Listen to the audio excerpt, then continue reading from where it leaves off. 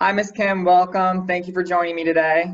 Thank you for having me, Andy. Thank you. I was actually thinking something this morning as I was driving to work, and I wonder if you've ever had this kind of scenario before. Um, I have never called you Kim, I don't think. And I don't think I could ever call you Kim. Like, it's got to be Miss Kim. It's like, I know it's like part brand, but also just, I don't know. I don't have the guts. Yep, well, it's okay because I don't think I would answer to Kim. Right. Everybody's called me Miss Kim for over 30 years. So my husband doesn't call me that, nor my children. Right. So anybody else can, it's Is fine. do you think that came like straight from like it being like a Southern thing? Hmm. Like I I, noticed that when I first came down here, it's like everyone is Miss or Mr. first name. yes, I think it's two things. I think it's a Southern thing, but I also think it's a teacher of young children. That's Yep. usually what they say is Miss in the first name, unless the teacher wants something different. I definitely want Miss Kim. There you go. I like that. So tell us, we got the name down. Tell us a little bit of who you are then and what you do. Well, thank you. Well, I am Miss Kim, Kim Black. I've taught dance here in Alamance County for 33 years. And I know that's a long time. And I love it. I cannot think of anything else that I would rather do. I have taught, of course, when I went to school at East Carolina, I was a waitress at Pizza Inn and I waited on a dance studio owner. So I ended up teaching for her in Greenville while I was there. But I always came back to the studio here in Alamance County. When I came back, I taught. I've always taught. I've been, a lot of people don't know this, I've been a nurse and a real estate agent, but I've always taught dance and I always come back to that. So, Well, yes. that kind of leads perfectly into what I was going to talk about next because that sounds like it's your passion. And Mhm. someone that has a passion for one thing, it's because they have like a deep rooted like why. So I love to ask this question, like, what is your why? Like for example, like my why is I believe that everyone should have a pain-free and active lifestyle, right? Mhm. So I want to help support weekend warriors or our local athletes, whether they be young or old, be able to have their quality of life and be able to go out there and go for that run, be able to lift up that bar one more time, specifically not having to work through pain. Mhm. So that's what drives me. Like what drives you? What fuels that passion? Well, I have to go back to me when I was a little girl Mhm. living down 62 South, Okay. back behind So you're very local. Yes, Holt Elementary School. Okay. Um, I can remember at a very young age wanting to take dance. I can remember I had an iron bed, and I don't understand how I knew this, but I would hold on to the end of the bed and I would pretend to be doing ballet. I don't even know where I saw it. Maybe it was on Sesame Street because that was the only thing I could watch, Sesame Street and Mr. Rogers, and early 70s. And I can just remember wanting to take, and we couldn't take. I mean, I wasn't, the money was not there for my family. And I, so I would say that is my why. When I see a child come into dance and their face light up because they're just there, they're Oh just in yeah. that room. They have no idea what's coming, but they know they're there. So that's a huge why for me. But then also seeing them accomplish things and their faces light up when they do that. Seeing a child that's fearful, maybe truly shy, and seeing them evolve and be able to perform in front of people, that's huge.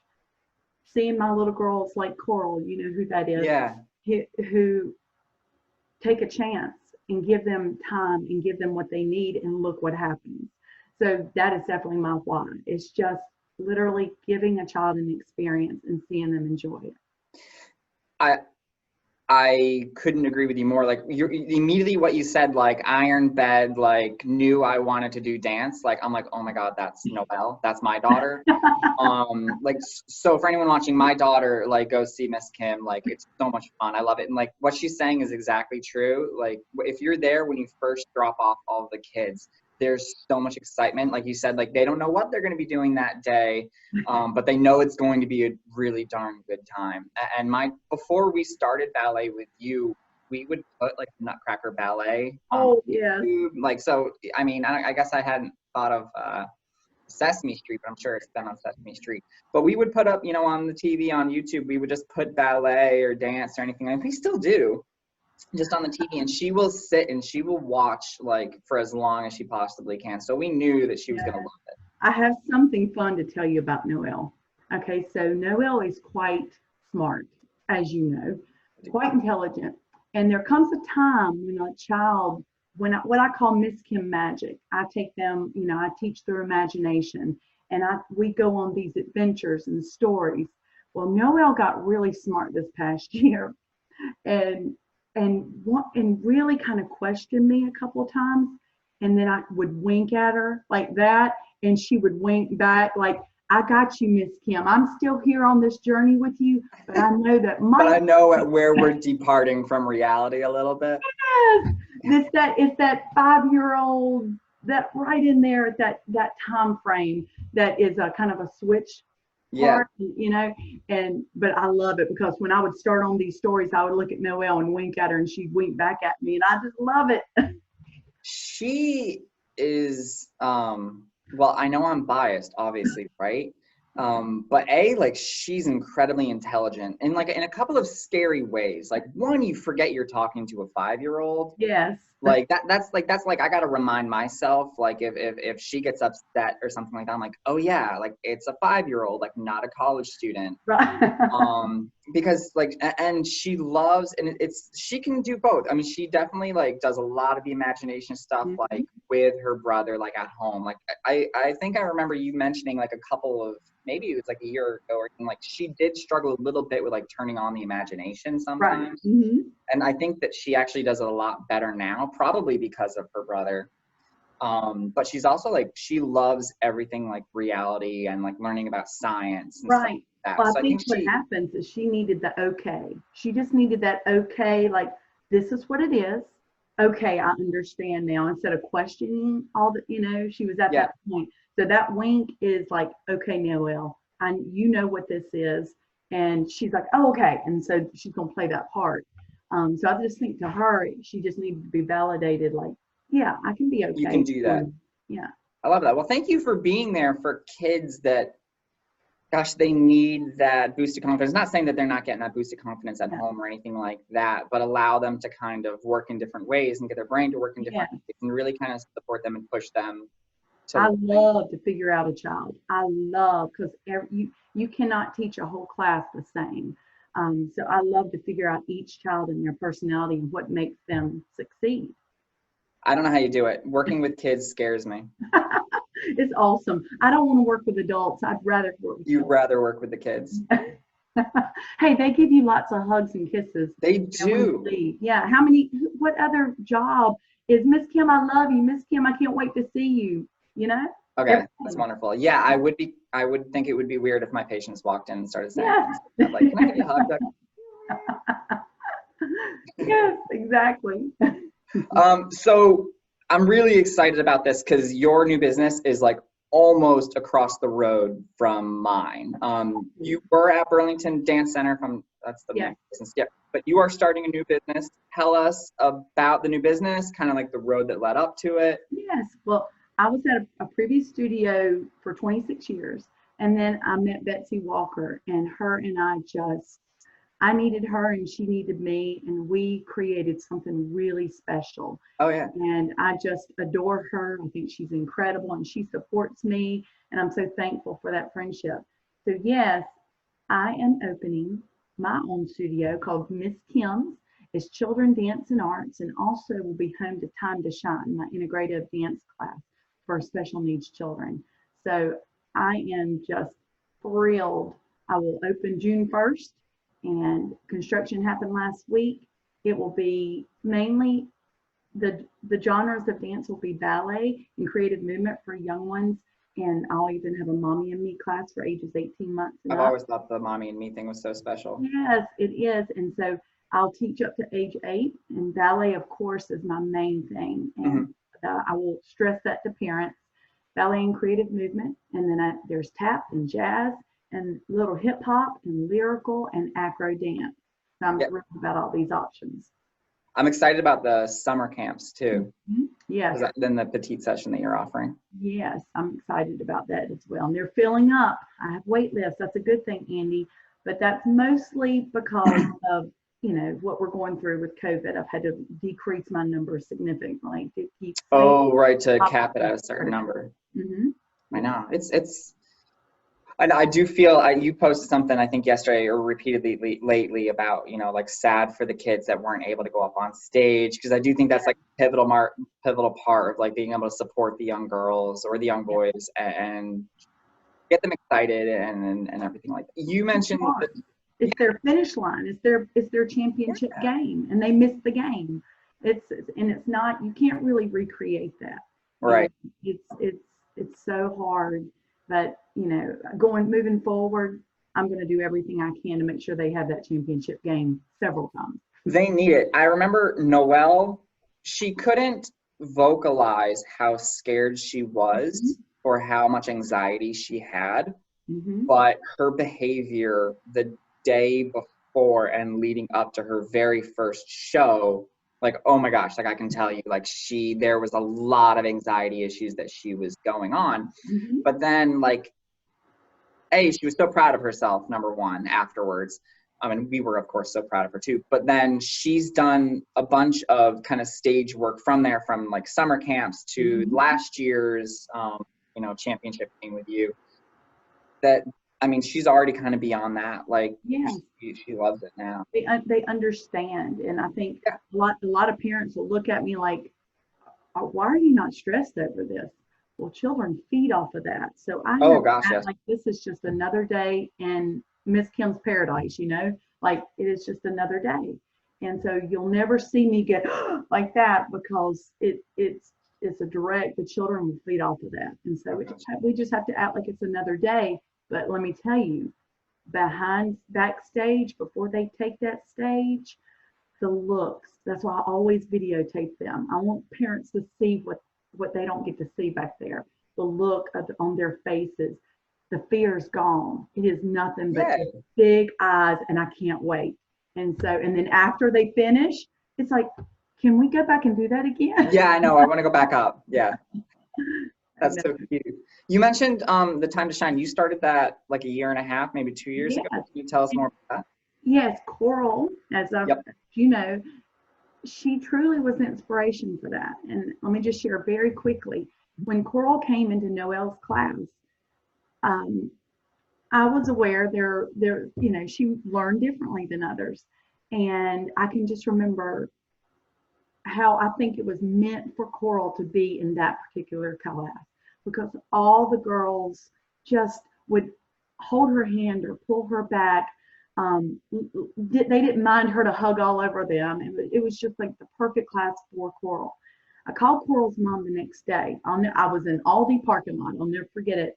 And her mom started to cry because she thought I was going to tell her she couldn't come back. And I was like, no, you do not know who you're talking to. Let's figure this out. Yeah. And we figured it out. Mom came in. We watched. We talked. We figured out a plan. And look at Coral now. Yeah, amen. Yeah, and what that did was, all I did was allow her to do what she does, okay? And that is, if she can't stay on a number for very long, that's okay. She's going to flutter around and do what she does, but she's listening to everything I'm saying and watching everything I'm doing. She might not be on the number or on the spot like all the other girls, but I guarantee you she's learning and watching, and give her that time. Well, what that did, Andy, it was like, I could see the anxiety in her mom and the fear in her mom, not only with what her child's doing, but also what the parents in the lobby are thinking. And you guys were so supportive of her. And that was, I commend you and thank you for that. But that also told me I needed to do more. Like, because you have, like you really expanded in terms of so much. Yeah, I went and got my certification. It's called Rhythm Work Certification for Special Needs Children. Went to Baltimore, Maryland, got it, and created Time to Shine, and with 3 students starting. And a lot more than that. It's definitely grown now. And what I noticed, Andy, was what was incredible was not only what was happening inside the class, but what was happening outside the class in the lobby with the parents. I realized those parents needed this just as much as the children. Oh, yeah. You know, just that community of people. And I'm going to share this later, but I'm going to say it here with you too. I can remember the first class that I taught. I had this beautiful curriculum that I had written up, everything that I wanted to do for them. I ripped it up within 5 minutes. And I'm like, why am I trying to do something different when their parents want to do the same thing as everyone else? And I was sharing, and I was sharing the story with one of the parents. And the dad, Tom Craven, he said, Miss Kim, our children are just on the scenic route. And that just stuck with me. I'm having a piece of artwork made by Heather Shepard, and it's called The Scenic Route. And it has a path going like this with beautiful things happening, and then a straight path with beautiful things happening. And they're both meeting at Miss Kim's, and that's going to be hung right in the front. It's going to be awesome. That's going to be gorgeous. How's the construction going on over there? It's done. Yes, in 1 week it's done. So we're working on things. There's beautiful paintings at eye level for children to kind of guide them to the room. I can't wait to share those things with them. Oh my God, I love it. I love the energy that you bring. I mean, I don't know how you do it. I do a little bit. I mean, I get the energy, and especially when it comes from the passion, right? So when you take that away, you know, take that, you know, being around people. Same thing with me when things have been kind of slower because of COVID and seen a lot of people, seen a lot less patients. It kind of slows me down because I love being kind of high energy. So what have you done to keep up that energy and to keep up your activity level? Well, that is a great question, because I can tell you one thing: I don't idle well. I do not idle well at all. I need to be moving, and I need to be around kids. I miss that, what I call my mojo. I can be exhausted. Put me in a class with kids, that's gone. It's gone. And I try to recreate that in Zoom, but it is hard. However, I found I definitely work out every day. My gym is Burn Boot Camp in Burlington, and I've been doing their Zoom and also demo for them as well. So that I think has helped me realize to it's my self-care, truly. Yes. I wish people understood. I mean, I think people get it on like a conceptual level. Like, oh, I know if I work out, it will make me feel better. But I feel like until you start doing it, like you have no idea just like how much it helps mentally, everything. Absolutely. And so I've never stuck with anything for over a year. I mean, like I've done it consistently for a year. Yay. And it feels so good. And I like my muscles too, you know. There you go. You also have to be like a really good example for the kids, because that's what I love about what you're doing and the ballet and the dance, because it's not just like an activity for the kids, like art or something like that. It is physical activity, right? Absolutely. We know that we don't have enough of it with our kids. You know, they love the TV, they love their iPads and stealing your phone when you're not looking. More Rory. Rory will steal my phone. But it is something that helps their kids stay active. So do you have any other advice for parents when it comes to helping their kids stay active? Oh, absolutely. And I will have to say, before I get into what I do to help keep them stay active, COVID has done something that I think is kind of extraordinary. You see children riding bikes that didn't ride bikes before. Like it would have taken them a long time. And you know, family walks with that's what we do as a family with our dog. And of course we're going on walks all the time now. We love, that's my place, in the woods hiking. I love it. But seeing the kids out there for a walk, I mean, and making that part of your schedule, I think it's great. And again, that's us setting an example, you know. Also, you know, dance. A lot of people say, well, that's not really exercise. Well, let me tell you what. Yes, it is. Not only is it exercise for children, everything I do has an intent. So TVs and tablets have taken away children's crossing the midline. taking away children's vestibular and proprioception input. So that's why you see children not tying their shoes when they go to kindergarten anymore. They're not crossing the midline. Crossing the midline is truly tying their shoes is part of that. Handwriting is part of that. So in dance and creative movement, everything has an intent. I am crossing the midline. I'm making that right side of the brain talk to the left side of the brain. I'm making those firecrackers happen. And even the children, when I'm doing the little boat, I don't know if you know what I'm talking about, you can actively see their brain working, trying to make those things happen. Yeah, that's great. I want their right and left foot to point, but I also want their brain to talk to each other, because that's going to help other things in their life. I mean, and then whoever says that dance isn't a good physical activity has never participated in like a dance party with their kids. Yeah. Because like we'll throw music on, like I get home from work, we'll like throw some music on. Rory and Noelle will like get into it, and then they make you get into it. And like 5 minutes in, you're like, oh my God, I need a break. That's right, exactly. So if you watch my dance class, when they come in, it's free. And then all of a sudden it's packed. And then we sit down and then we get back to it. So it's constant going up and down, up and down. So when they're ready, when they leave, I mean, they're happy, but they are fulfilled. That vestibular input, that we are spinning and hopping and jumping. It's so much more than just dance. I think it checks a million boxes. Yes, absolutely. From, mental, emotional health, to physical health, to social health in terms of like getting I sometimes think about, Noelle was never in daycare.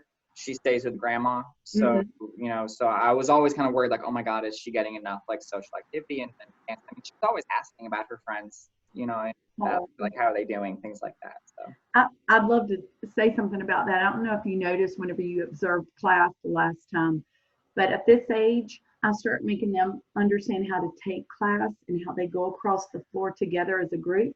Okay. If you'll notice, I step back and I allow them to look at each other to know when to start. That's a huge moment, because they're depending on each other as a group. It's not just about them anymore looking in the mirror at themselves. It's them working together. And you'll see, I'll show it, but I got to step back and let them do it. And that's a huge moment at about 5 and 6 years old, when they start not thinking about just themselves, but as a team, because that will one day they'll be a part of the company. And so they need to understand that. I love that. Yeah. So where can people learn more about Miss Kim's company and you, and more about you and what they can do to work with you? Yes, and again, you can just say Miss Kim's. That my LLC just says Miss Kim's. Perfect. I mean, the branding of it is perfect. Yeah, because most people know that name. So yes, they can visit my website that my amazing husband created. And if it wasn't for him, I'm telling you, I could not do what I do. Fred Black is my right-hand man. Actually, he's left-handed, so he's my left-hand man. But you can contact me on my website, www.misskimdance.com, misskimdance.com. Follow me on Instagram at Miss Kim Dance, and then also on Facebook, Miss Kim. You have a really good Facebook. Yeah, so you can get me there, and my cell number's on there as well. But you can register for classes right now and get on the wait list, because as the governor, the phases come, I'll be able to allow more in there. And Andy, I've prepared. I ordered stuff a long time ago to be prepared for June 1st. How long have you been working on this? Well, like when you say like 33 years. Well, I would say the past couple of years it's been on my mind. Okay. Yeah. But I wanted to feel like I was it's all about timing. Everything's about timing. And I've always had this huge heart that I worry about the other people. Like, I do. I feel like I don't want to hurt anyone's feelings. Yeah. And it hit me like, I'm going to be 50 years old this year. It's time to do something for me. I know I have the ability, but it is scary. It is scary. I signed the lease. So truly, I would say January, I was ready. Like, okay, Kim, you're going to do this. And I signed the lease on Friday, March 13th, the day everything shut down. But everything happens for a reason. Yeah, exactly. So yes, I'm ready to go. You're going to do great. Thank you, Andy. I appreciate it so much. All right. Well, thank you, Miss Kim, for joining us. Yes. Tell Noelle and Rory I said hey. I will. All right. Bye. Bye. Thank you. Mhm.